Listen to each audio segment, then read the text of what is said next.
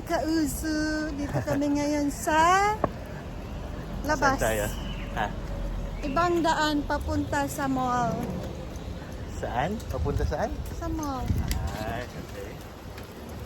Nag-welcome ka na ba? Welcome mga kauso! Welcome! Ako ngayon yung mag-hawak. Charot, hawak Oh, lang. ikaw na din magsalita, my love. Hawak lang, hindi salita. Dapat kita tayo. Yan. So, it's Saturday. Yeah, Saturday morning. August 31. And it's around 10:30 a.m. We're off to another, anong tawag nito? Excursion. Lakad muna, pampahaba ng buhay, my loves na. Good health and everything. Sure. So, how was your week, mga kauso? Kamusta yung ano nyo? Kamusta yung anong ganap sa week nyo? For us, paano ba? Ano ba nangyari sa week natin, my loves? Same old, no? Wala masyadong siguro, yeah, the weather still very hot here. Oh, ito pala, may nangyari, guys. Ang tawag nito, in terms of investments, kung kayo ba ay nag-i-invest pa kayo sa Philippine stock market or ang tawag nito, are you planning or meron na kayo?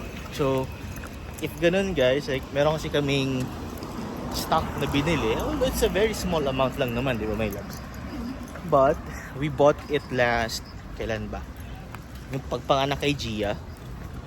And then, right now, actually last 2 weeks ago ko pa siya pinagmamasdan eh. But gusto ko lang i-update ngayon kasi it hit a new high. Nasa around 15.74 yata kahapon or 15 pesos ngayon. Sorry, kahapon. It closed at 15 pesos but the highest that it went to was 15.7. Yung ano namin is Converge ICT. So we've invested via Call Financial. So, we've invested nung nasa 9.9 pesos pa lang siya. And we have, hindi ko na alam ilan stocks natin eh. But right now it's already in 15. So, ito yung tawag nito. This is one of the investments na parang nag-gain tayo ngayon. Paano ba? Ang ano kasi is like, ang gusto ko lang sabihin dito is how do you save, di ba my loves? Parang anong magandang gawin sa pera na naka-stock up lang. If ever you have, di ba my loves? Mahirap naman kasi ilagay mo lang sa Bank. I mean, the safest is put it in the bank. Or, ang hindi maganda is ipunin mo, di ba my loves? Like, may nakita ko dati sa Facebook na yung isang lolo, my loves, meron siyang old 1,000 bill. Meron siyang around 10,000 pieces yata. Pero yung ano pa yun, yung talagang luma pa. Inipon nila, hindi nila nilagay sa bank. Like, parang nilagay lang nila sa alkansya. And dumating yung time na gusto na nilang buksan yung alkansya. Gusto nilang bumili, di ba? Using that money. Thinking na, okay, magagamit namin to. But, unfortunately guys, ang sabi doon sa caption nung nasa Facebook, I don't know if it's 100% true, but hindi na nila tinatanggap yung mga bangko. He already went to different banks, hindi na doon tinatanggap. So, if that's the case, then mahirap talaga guys mag-ipon in terms of, what do you call this? In terms of, ilalagay mo lang sa alkansya mo. Lalo't pag nakakalimutan mo, or, isa sa factor is makakalimutan mo na meron pala, dumating na naman yung panahon na magbabago na naman ng ano. Or the other thing is that yung value ng pera mo is very different before comparing to now, di ba? So paano mo masasabing different siya or it's like that? Isipin mo nung medyo kabataan natin, ano yung mabibili mo sa piso before and ano yung mabibili mo sa piso now, di ba? It's very different. Dati piso pamasahe sa tricycle, pamasahe sa pedicab. Piso ngayon, anong ginagawa sa piso ngayon, my loves? Tatsi. Tinatatsi na lang. Hindi naman sa pag-ano pero basically, yung 1 cent dati is practically the piso right now, right? You can, hindi na nga lang siguro mabibili mo sa piso eh. So, Yung chicheria, I think, magkano na ba ngayon, chicheria? I don't know. Siguro, ang piatos ngayon, 50 pesos na yata. Hindi, yung tag-piso dati. Ay, hindi ko alam yung mga ganun. Ano yun eh. Bad for your health yun eh. Yung bata pa, pwede pa good for your health pero yung bata pa eh. Pero right now, it's bad for your health na eh. So, ayun nga guys, like, yun pala yung nakikita kong reason kung bakit. And like, first nga is, pag nagkaroon ng problema, kung nagkaroon ng palitan na naman ng pera, like, hindi mo na magagamit siya. And second is yung value ng pera mo. Because of inflation, di ba my loves? True. So, anong magandang gawin para mabit mo yan? Of course, you can put it at the bank, pero Mabit din yung inflation, di ba? yeah, yung paano matatalo yung second problem, which is beating inflation, which is yung value ng pera, di ba? Pag nilagay mo sa bangko, sa tingin mo ba matatalo nung percentage na nai-increase yung value ng pera mo? Hindi. I think not eh, kasi yung Hindi, though risky lang talaga yung investment. Pero isipin mo lang yung long term. Huwag agad-agad. yes, appreciation, my loves. Huwag agad tatanggalin, auto at kukuhain, di ba? Yes. Kukunin. Yes, kagaya niyan yung sinasabi ko. Like, kasi ngayon, yung sa, namin, sa investment namin, sisisi ako. Bakit? Kasi dati, I have a plan to really put per month on this, yung dun sa stock na yon. Kasi, I really see it na magkakaroon ng magandang, anong tawag niya? Magandang uptake, magandang pataas. Pero, like, when I came here, like, tinamad, hindi na ako nag-check. I haven't been really checking it out. Like, pinabayaan ko lang siya, and for me kasi parang patay na pera lang yan eh. Kung mawala, okay lang. Kung maano, din okay lang din. Maliit lang naman. Yes, hindi naman siya ganun kalaki, but yun nga, gusto kong pag-usapan na yung investment na yun, kung tinuloy-tuloy lang namin yun, I don't know, baka malaki na yun, di ba my loves? And then, so balik tayo dun sa main topic natin na beating the inflation. Paano matatalo yung inflation? Kasi yung sa bangko, magkano lang naman? 1% per annum, di ba my loves? So kung meron kang, for example, 100, next year 101, pero next year yung presyo ng manok, isang kilo 110 na pala. This year yung 1 kilo ng manok is 100, next year 110. Pero yung pera mo sa bangko na inipon mo, next year 101 lang siya kung 1% per annum ang appreciation niya, di ba? So, ganun pa rin guys, natatalo pa rin yung pera nyo. So, ang maganda is to find sound.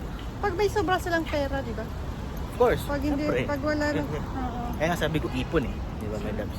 Pag may sobra lang tapos. Yes. Pero Kasi- importante pa yung emergency fund. Anyways, doon muna tayo sa Investment. sa sinasabi natin appreciation natin. Ngayon, pagdating doon sa pagdating doon sa value ng pera mo, sa ipon mo or doon sa mo, bit na siya. So, it's like nag-iipon ka nga, pero pagdating ng panahon, yung ipon mo lumiliit siya. Oo. 'Di ba? Yun yung analogy diyan eh.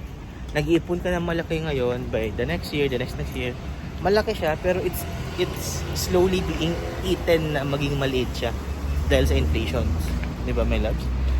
Hindi lang, actually inflation hindi lang problema sa Pilipinas yan eh. Problema din yan sa US, problema sa Australia, sa Canada, here in China. Kahit sa China may inflation din dito ng prices eh.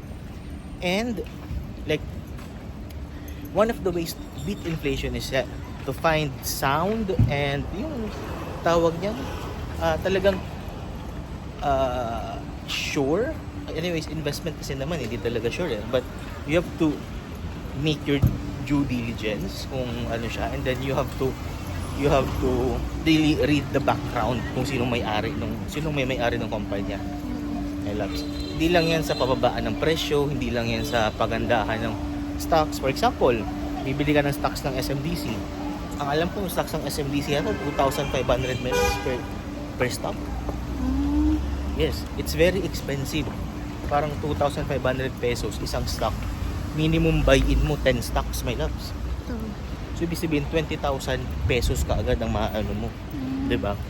But yung mga ganyan kasi mga blue yan eh, mga blue chip mga Blue chips. blue chip stocks yan. Ibig sabihin na kahit, ang tawag yan, hindi lang maguno yung mundo. Like, through time, alam mo tataas at tataas yan. Kahit pa magkaroon ng problema yan, it's one of the, siguro, Stable. pillars na, yeah, it's one of the stable and one of the pillars of the Philippine economy. Diba? Kahit itapat mo yan sa, sa Trinoma, sa, may kalaban ng SM? Robinsons. Yung sample ng blue chips like Jollibee, Yes. Ayala. Yan. Search nyo din yung yung mga, anyways, ako, ang inano ko dito is Converge ICT. Because meron akong confidence dun sa CEO nila, which is si Dennis Uy. And alam ko na yung product nila will be needed in the future. Kasi nga, I'm working in the technology sector dito sa and alam ko na ang galaw ng is really IoT. IoT means Internet of Things. Everything will revolve around the internet. So, magandang, para sa akin kasi alam kong nasa technology sector ako, magandang mag-invest sa ganyan kasi ang Pilipinas is still very, very low tech comparing to the other areas, especially the provinces. Merong, kumbaga, for example, Tacloban.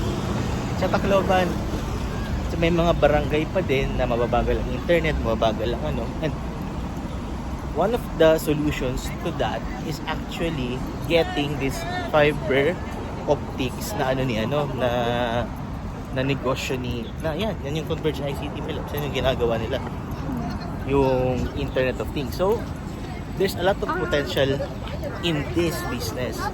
So that's why before kahit kunti lang in-invest namin, ini-study ko muna siya, tinignan ko yung sino yung yung mission, yung vision ng company, and ay parang na-dim ko siya na okay, why not? Hindi ko pa naman kailangan yung money na yon, so proceed na lang, di ba, my loves? Bad part lang talaga hindi namin tinuloy-tuloy, pero Ako nagsabi sa'yo, Milaps, magbalagay ka pa, pero ayaw mo, di ba?